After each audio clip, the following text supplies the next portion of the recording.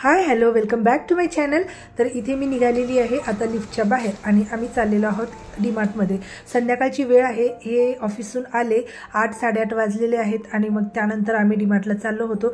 तर हा व्हिडिओ आहे दिवाळीच्या आधीचा, कारण दिवाळीमध्ये जो राशन लागणार होतं मला किराणा सगळा या महिन्यातला मी भरून घेतला होता आणि दिवाळीचं फराळाचं सुद्धा सामान घ्यायला आम्ही सगळंच डीमार्टला गेलेलो। तर इथे पूर्ण राशन भरून झालं, भरपूर असं सामान आलं होतं आणि हा व्हिडिओ अपलोड करायला मला उशीर झाला, कारण ना दिवाळीत भरपूर असे शूट केले पण एडिटिंग करायला वेळच भेटला नाही, अजिबात वेळ भेटला नाही। खूप सारे साफसफाईचे कामं आणि घरातलं सुद्धा सगळं करायचं म्हटलं तर खूप लोड आला होता आणि तब्येतसुद्धा बिघडून गेली होती, म्हणून एडिटिंग करायला जमलंच नाही। आणि थोडी बहुत एडिटिंग या व्हिडिओची मी केली होती, मग म्हटलं चला आज अपलोड करून देऊया हा व्हिडिओ, कारण एडिटिंग झालीच आहे तर करूया अपलोड, म्हणून मी टाकत आहे। तर प्लीज हा व्हिडिओ नक्की शेवटपर्यंत बघा, आवडल्यास लाईक शेअर आणि सबस्क्राईब सुद्धा करा।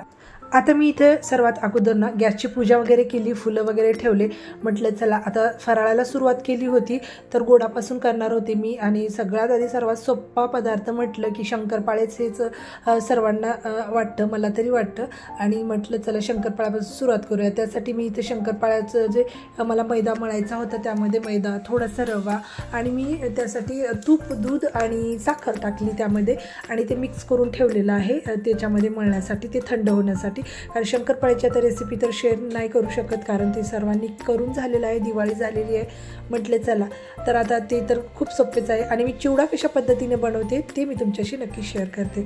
तर इथे मुरमुऱ्याचा जो चिवडा होता ना, साधे मुरमुरे घेऊन आले होते आणि त्यामध्ये बरेच जण कांदा टाकत नाहीत पण आम्ही कांदा टाकतो। कांदा टाकलं ना खूप छान टेस्ट येते, त्यातले कांदे पण खूप छान लागतात, आम्हाला आवडतो, कारण कांदा टाकलं ना लवकर चिवडा नरम पडतो, म्हणून कांदा काही जण टाकत नाहीत, कारण नरम पडतो। पण जर का आपण तो चिवडा थोडंसं हे झाला, गरमपणा त्यातला गेला की आपण पटकन एका प्लॅस्टिकच्या कॅरीबॅगमध्ये चांगल्या अशा आणायची आणि त्यामध्ये भरून ठेवायचं आणि एकदम पॅक करून असं डब्यामध्ये ठेवून द्यायचं। प्लॅस्टिकमध्ये ठेवला ना असं कॅरीबॅग जी असते ना मोठी, तर त्यामध्ये ठेवायचं आणि पॅक करून डब्यात ठेवून दिलं ना अजिबात तो नरम पडत नाही, बरेच दिवस छान असा कुरकुरीतच राहतो।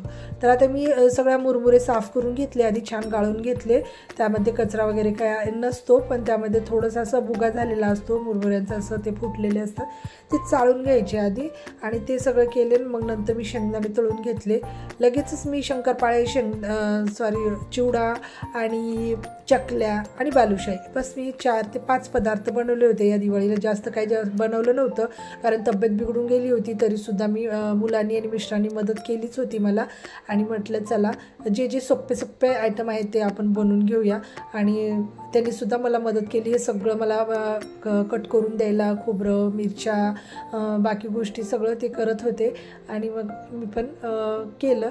मग चला हे मी मिरच्यासुद्धा टाकते, हिरव्या मिरच्या पण चिवड्यामध्ये खूप छान लागतात, मिरच्यासुद्धा तळून घ्यायच्या। इथे मी शेंगदाणे, डाळवं, सुकं खोबरं आणि मिरच्या हे सगळं तळून घेतले आणि ते मुरमुऱ्यावरती टाकले। आता गॅस बंद केला आहे आणि एकदम गॅस चालू असताना, गरम तेल असताना टाकलं तर मिरचीचा खंक उठतो, म्हणून ना गॅस बंद करून थोडंसं 1-2 मिनटं थांबले, तेल थोडंसं थंड होऊ दिलं आणि त्यामध्ये हळद, मिरची पावडर, चवीनुसार असं मीठ टाकले, हा चिवडा मसाला टाकायचा आणि सगळं मिक्स करून घेतलं त्या तेलामध्ये। आणि आता हे तेल चांगलं मसाल्याचं आपण परत मुरमुऱ्यावरती, या चिवड्यावरती टाकायचं आहे।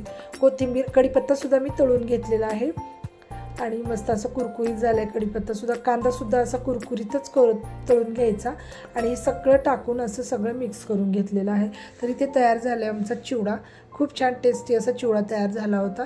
आणि सोबतच मी आता चिवडा झाल्याच्यानंतर लगेचच मी शंकरपाळेसुद्धा करायला घेतले, त्याच दिवशी एका दिवसातच मी करून घेतलं होतं हे, कारण शंकरपाळ्याला पण काही जास्त वेळ लागत नाही, पीठ पण भिजलं होतं तोपर्यंत इकडं चिवडा होत होता आणि बरेच काही मध्ये आधी कामं करून घेतले आणि त्यानंतर मग मी रात्रीची वेळ झाली होती, रात्रीचं सगळं जेवण वगैरे बनवून घेतलं होतं आणि मग नंतर शंकरपाळे करून घेतले होते।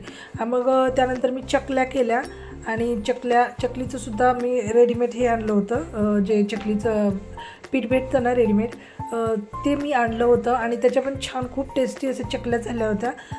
यावेळेस काही भाजणीचं वगैरे मी केलं नाही घरी, पण हे भाजणीचंच पीठ होतं मस्त असं सुहानाचं आणि त्यामध्ये ना फक्त आपल्याला गरम थोडंसं कोमट पाणी करून ते पीठ चांगलं मळून घेतलं, तेल थोडंसं टाकून, आणि अशा चकल्या मस्त पाडून घेतल्या. बघू शकता खूप सुंदर अशा चकल्या झाल्या होत्या आणि टेस्टी तर खूपच छान आणि खुसखुशीत झाल्या होत्या. तर सगळे पदार्थ छान झाले होते. तर अशा पद्धतीने मी काही पदार्थ बनवले आणि दुसऱ्या दिवशी मी बालुशाही आणि मी पोह्याचा चिवडा बनवला होता. बस. तर कसा वाटला व्हिडिओ ते मला नक्की कमेंट करून सांगा. लाईक, शेअर, सबस्क्राईब करा.